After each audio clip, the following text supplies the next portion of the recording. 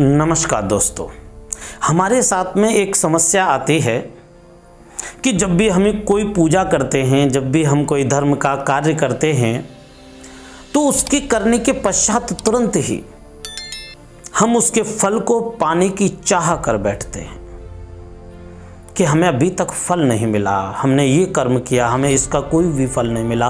परंतु एक बात आपको हमेशा याद रखनी होगी, धर्म का कर्म का किया हुआ कोई भी परिणाम या फल या दुष्परिणाम तुरंत नहीं मिलता।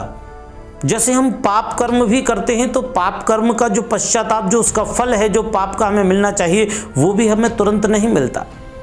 वैसे ही हम जो सत्कर्म करते हैं उसका भी फल हमें तुरंत नहीं मिलता। और आपको एक कक्षा में पास होने के लिए भी 1 वर्ष तक अध्ययन करना होता है, उसके बाद ही आपको आपकी शिक्षा का परिणाम निकलता है कि आप पास हुए या फेल।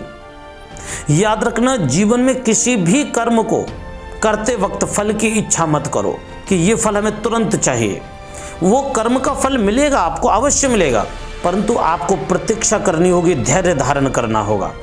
क्योंकि समय से पहले अगर यदि किसी को सब कुछ प्राप्त हो जाता है तो वह उस वस्तु का सम्मान नहीं करता। लेकिन भगवान हमें तब देते हैं, ईश्वर हमें तब देता है जब हमें उस चीज की बेहद आवश्यकता होती है।